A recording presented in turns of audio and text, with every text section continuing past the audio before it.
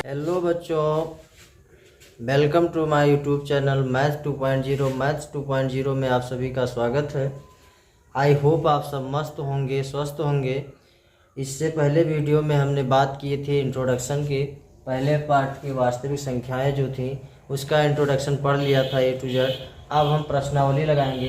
प्रश्नावली 1.1 का पहली सवाल अति लघुत्तरीय प्रश्न का है, तो इस सवाल को हम हल करते हैं। और हमारे इस चैनल मैथ्स 2.0 में आप सभी को 9th high school Balaji maths का ए टू जेड सॉल्यूशन देखने को मिलेगा, इसलिए बने रहिए हमारे चैनल पे। आइए हम सवाल को लगाना शुरू करते हैं।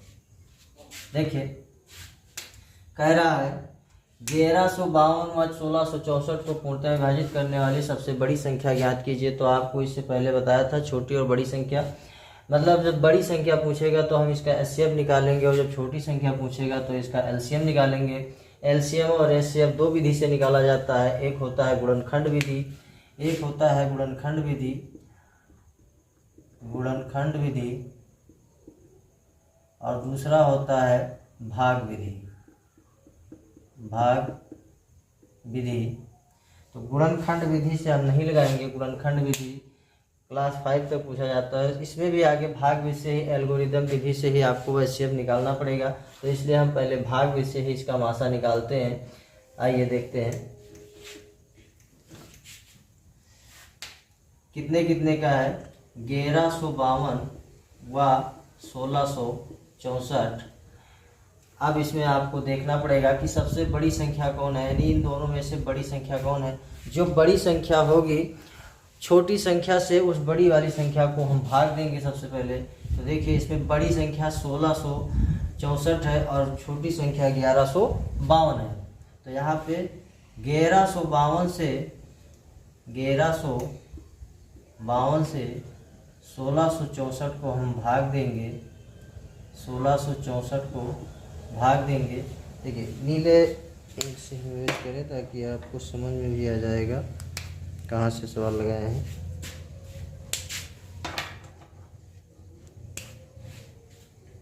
देखिए, 1664, ये 1100 है, 1600 है। 11 दूना 2200 हो जाएगा। देखिए, भाग बड़ा है तो इसलिए हम इसके दो अंक को पकड़ते हैं और इसको यहाँ पे मान लेते हैं 1100 है।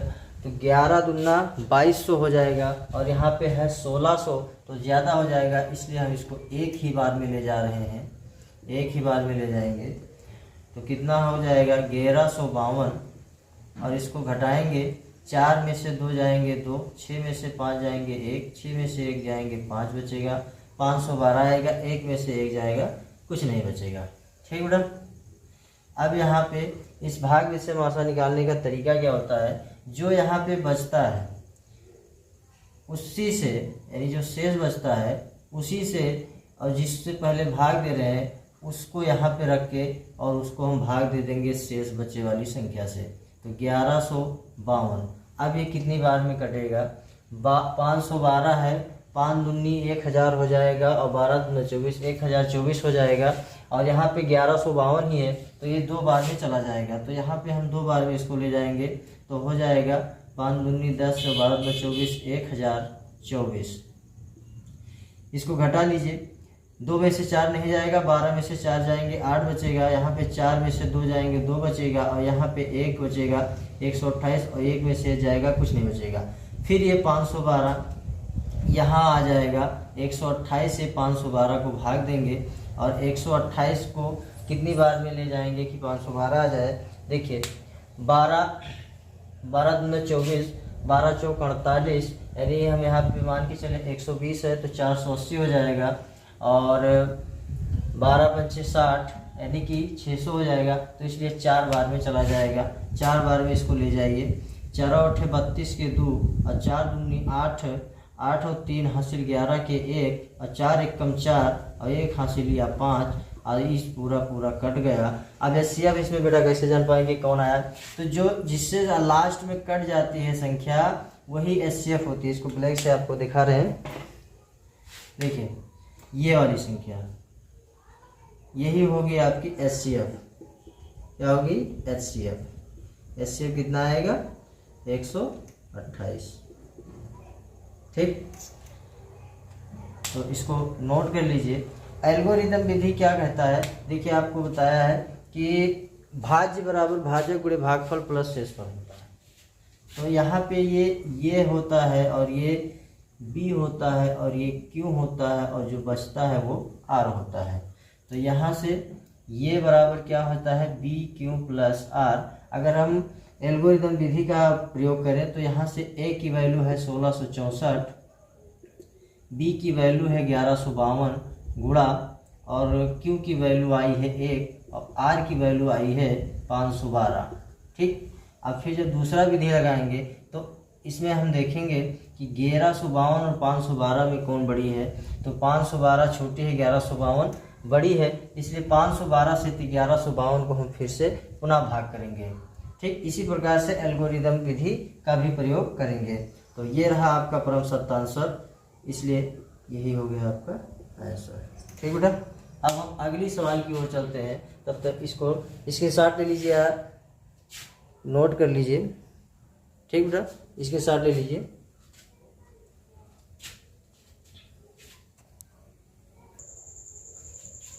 देखिए बेटा, दूसरी सवाल क्या है कि किसी धनात्मक पूर्णांक के यम के लिए वह रूप ज्ञात कीजिए जिसमें प्रत्येक धनात्मक सम पूर्णांक को लिखा जा सकता है।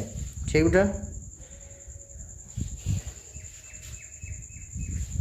तो आपको हमने पहले इंट्रोडक्शन वाले चैप्टर में बता दिया है कि सम क्या होती है, विषम क्या होती है। जो संख्या 2 से कट जाए वो सम होती है, जो 2 से ना कटे वो विषम होती है। और इसको भी लिखा दिया है कि प्रत्येक धनात्मक सम पूर्णांक किस रूप का होता है। तो हमने लिखाया था कि प्रत्येक धनात्मक पूर्णांक 2m रूप का होता है। देखिए यहाँ पे m कहा है इसलिए हम m लिखेंगे। अगर क्यों कहेगा, r कहेगा, कुछ भी कहेगा तो उसके साथ में 2 के साथ में गुणा कर देंगे हम। देखिए क्या कह रहा है, तो हमको पता है कि प्रत्येक धनात्मक पूर्णांक, प्रत्येक हल, प्रत्येक ध्यान से लिखो, हमें पता है कि प्रत्येक धनात्मक पूर्णांक धनात्मक पूर्णांक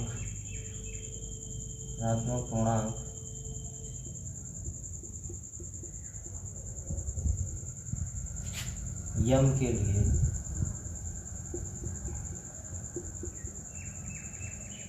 टू एम के रूप का होगा, 2m के रूप का होगा। बस अब इसको हमें सिद्ध अगर करना हो कि कैसे 2m रूप का होगा, तो देखिए यहाँ पे यदि हम m की वैल्यू 1 2 3 4 5 6 इसी प्रकार से डॉट डॉट डॉट कुछ भी रख सकते हैं। ठीक, तो यहाँ पे हम अगर रख के आपको दिखाएं तो ये सम ही आएगा। जैसे यदि m बराबर 1 रखेंगे तो 2 गुणा 1 बराबर 1 हो जाएगा। यदि m बराबर हम 2 रखेंगे तो 2 गुणा 2 बराबर 4, यहाँ पे 2 होगा बेटा, 4 हो जाएगा। यदि हम 3 रखेंगे तो 2 गुणा 3 बराबर 6 हो जाएगा। और यदि हम 4 रखेंगे तो 2 की पावर 4 दूनी 8 हो जाएगा। यानी कि ये सब संख्याएं सम हैं। क्या है? सम है। तो वो रूप कौन सा है? 2m। कौन सा रूप है? 2m। इसलिए इसको हम आंसर इसका 2m ही हो जाएगा बेटा। ठीक, इसी प्रकार से अगली सवाल है जिसमें पूछा है विषम पूर्णांक, उसको भी हल करते हैं। इसको नोट कर लीजिए और ठीक बेटा, इसके साथ ले लीजिए। देखिए बेटा, तीसरी सवाल भी ऐसे ही है। इसमें केवल आपको विषम रूप लिखना है। किसी धनात्मक पूर्णांक m के लिए वह रूप ज्ञात कीजिए जिसमें प्रत्येक धनात्मक विषम पूर्णांक को लिखा जा सकता है। तो सेम प्रोसेस है, बस केवल यहाँ पे आपको विषम कर देना है और यहाँ पे ये m है। यम के लिए हमें निकालना है। तो यम के लिए क्या हमें पता है, यहाँ से सॉल्यूशन करते हैं। हल, ठीक बेटा, हल में क्या लिखेंगे? हमें पता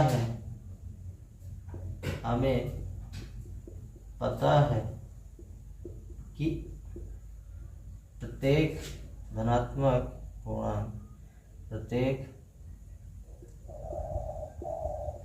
एक धनात्मक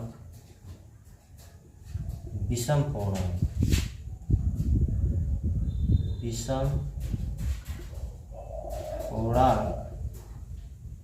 यम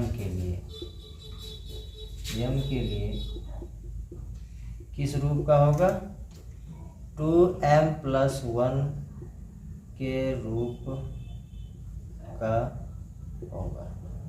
ठीक, सेम प्रोसेस करेंगे। इसमें भी 1 2 3 4 रखेंगे मान। देखिए विषम ही आएगा। यदि हम m बराबर 1 2 3 4 5 ...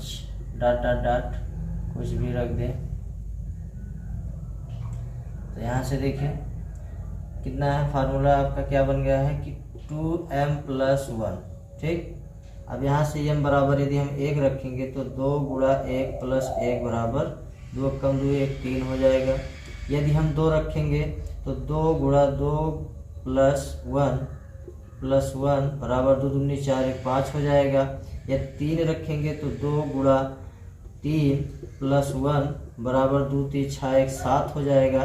इसी प्रकार से संख्याएं, जितनी भी संख्याएं रखेंगे इसमें वो विषम आती चली जाएंगी। तो यानी कि हम कह सकते हैं कि वह विषम पूर्णांक 2m+1 के रूप का होता है। ठीक बेटा, विषम। ठीक, तो हम लिख सकते हैं कि वह विषम पूर्णांक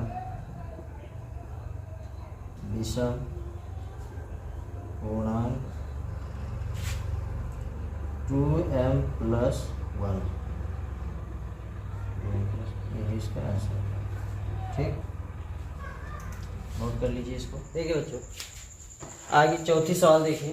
निम्न संख्याओं के एचसीएफ ज्ञात कीजिए। 405 व 2520।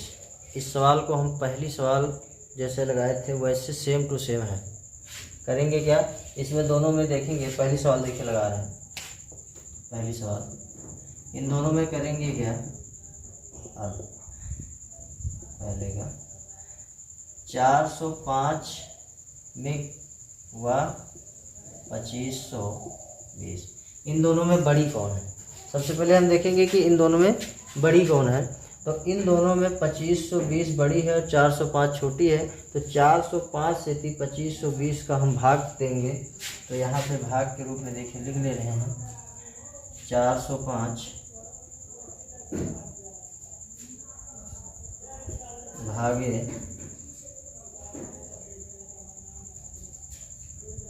2520। देखिए कितनी बार में जाएगा। यहाँ पे 2500 है, यहाँ पे 400 है। तो 4 छक 2400 और 5 दूनी 4 छक 2400 और 5 छक 30, यानी कि 2430। ठीक, 6 बार में चला जाएगा। तो इसको 6 बार में ले जाएंगे तो हो जाएगा 30 और 24।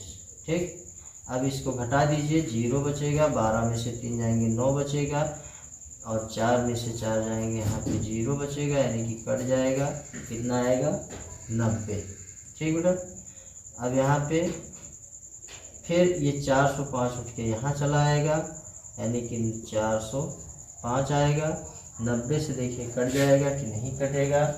90 से शायद में कटेगा ही नहीं। तो कितनी बार में जाएगा। 90 दूना 180 और 9 त्रिक 27 270 हो जाएगा। 9 चौक 36 360, 9 बचे 45 ज़्यादा हो जाएगा। तो हम ले जाएंगे इसको 4 बार में। 9 चौक 36 यानी कि 360। 5 10 में 6 गए 4 और यहाँ पे 3 में 3 जाएंगे, कुछ नहीं बचेगा।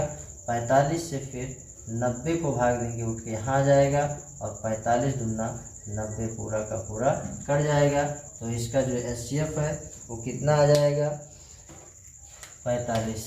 इसका एचसीएफ कितना आएगा 45। एचसीएफ कितना आएगा 45। यही होगा इसका बेटा प्रॉपर आंसर। ठीक बेटा, अब अगली सवाल देखिए इस सवाल को लगाने के लिए सबसे पहले आपको भाग आना चाहिए, क्योंकि अगर भाग नहीं आएगा तो आप इस सवाल को नहीं लगा पाएंगे। और दूसरी बात भाग तभी आएगा जब आपको पहाड़ा याद होगा। पहाड़ा भी बहुत ज़रूरी है। मैंने इससे पहले वीडियो में फेसबुक पर भी डाले हैं, उसमें भी पहाड़े के बारे में बताया है, कुछ उसमें भी फार्मूले के बारे में डाला है फेसबुक पे, इंस्टाग्राम पे जाकर के वहाँ पे देख लीजिएगा। डिस्क्रिप्शन में मेरे लिंक है।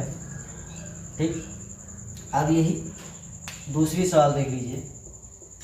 यहाँ पे दूसरी सवाल इस साइड हम लगा दे रहे हैं। दूसरी सवाल में कह रहा है 960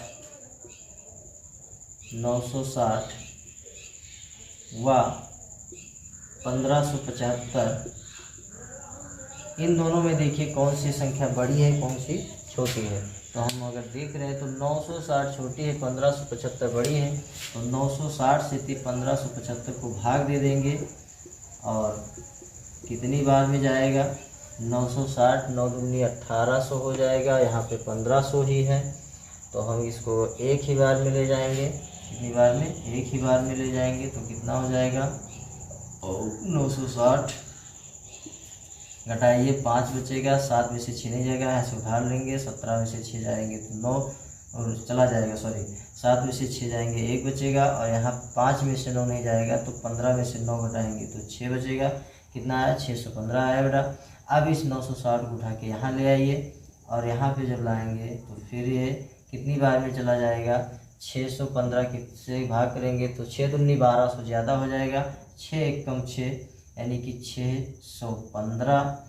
अब इसको फिर घटा लीजिए।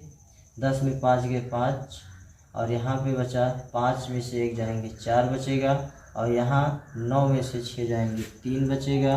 कितना आएगा? 345 आएगा।